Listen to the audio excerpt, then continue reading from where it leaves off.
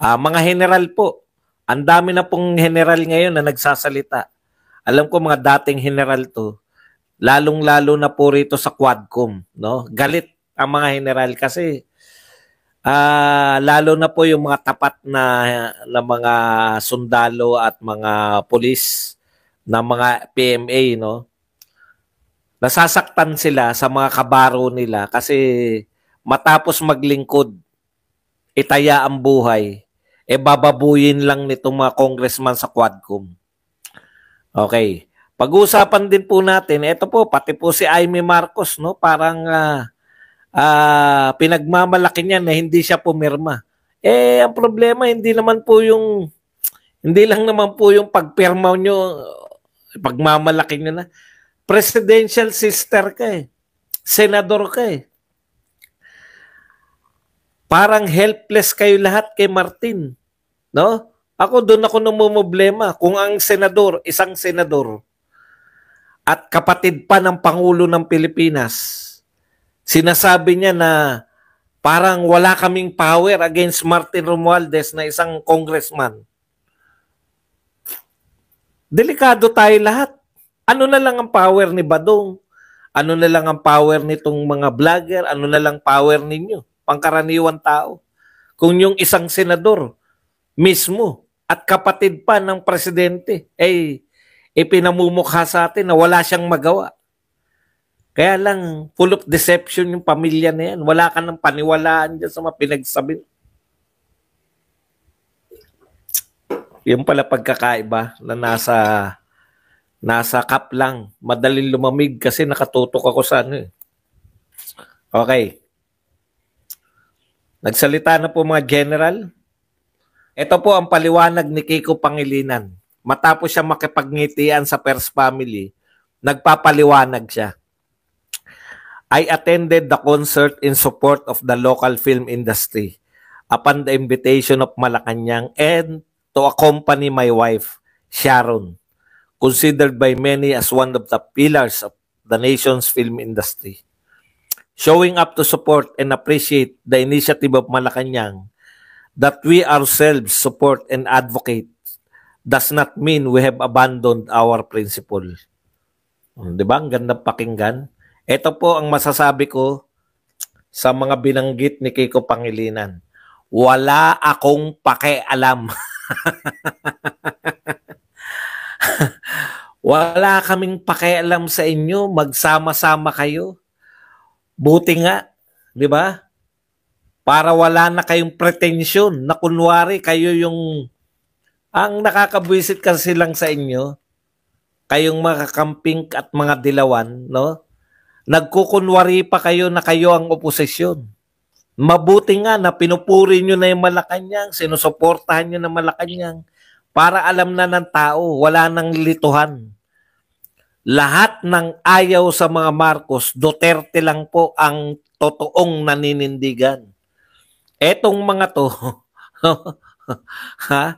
kung saan sila may pakinabang, doon sila. Tablado sila kay Duterte. Hindi ubra yung mga antics nila eh. Dito sa administrasyon na to, tinatangkilik yung mga kalokohan nila. Kaya, mas game sila. Ang problema lang sa'yo, Kiko, no? Ang tapang mo nun, ipahuhukay mo pa. Ikaw nagsabi, ipahuhukay mo yan, di ba? Yung bangkay niya, no? Ang nagpalibing si Duterte ng tatay ni Marcos. Sabi mo no, nung pinalibing ni Duterte, ipapahukay mo yan, di ba? Kita niyo po, kung totoo yung pamilya na yan na concern sa pagpapahukay ng tatay, ang kasakasama nila ngayon, yung magpapahukay, pero yung nagpalibing, yun ang binabanatan araw-araw. Kaya muli, wala kaming pakialam sa'yo, Kiko. Talunan ka pa rin. Kala mo may isasalba ka niyang pagdikit mo kay Marcos. Hindi kayo boboto ng mga yan. Mas wais pa sa... Kala nyo mawawaisan nyo yung mga Marcos? Kala nyo may mawawaisan nyo yung mga Marcos loyalists? Utot nyo. Hindi. Okay, punta na po tayo sa mga importanteng balita. Ito po. isa na ng mga general. Ito po ay si General Fillmore Bondiles Escobal. Sabi po ni General Fillmore Bondiles, malamang retired na rin to.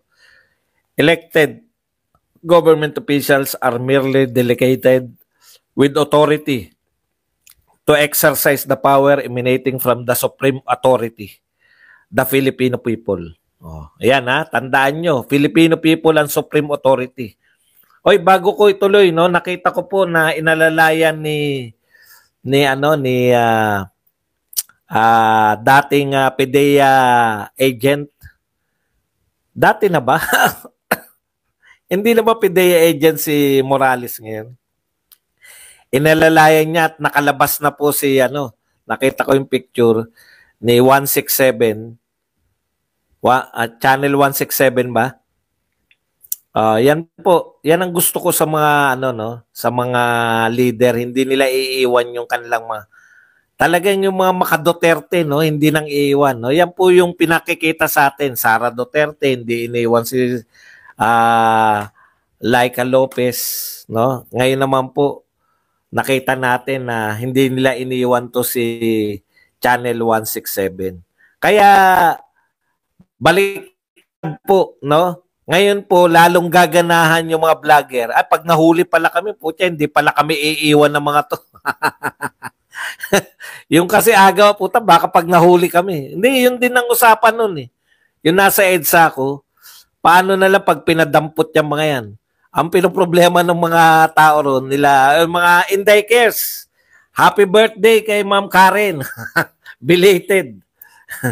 Nila Boss Oliver, pag pinadampot tayo ng mga rito, malaki-laki ring bayarin niya. Talaga pong iniisip nila na cargo nila yung mga tao ron na nagpupunta ron na kung sakali pong ganun po yung mga ganun po yung mga leader na inayaan nila, alam nilang sumama sa EDSA, hindi po nila pababayaan. Yan. Okay, thank you po. Baka makalimutan ko lang. Elected government officials are merely delegated with authority to exercise the power emanating from the supreme authority, the Filipino people. Hence, any elected official, kayong mga congressman, makinig kayo, has no right to be rude to any Filipino voter, much more to any member of the armed forces or police force who have offered the prime years of his life to serve and protect the people against criminals, terrorists, and foreign invaders. Tandaan mo yan, Honorable Paduano, elected government official ka lang. You are just vested with borrowed power. There will come a time that the people will take back that power from you. We support Wilkins Villanueva, very truly yours, from the long gray line. General Fillmore Bondiles Escobal. Di na po sila nakakatiis, no? Kasi mga honorable po itong mga to eh. Ang nakakatiis po, na ganyanin yung kanilang mga kapulisan, no? Ay yung mga walang pakialam sa tauhan nila. Ito pa po, basahin na natin kagad lahat ng mga general, no? Ito po si General Jonardo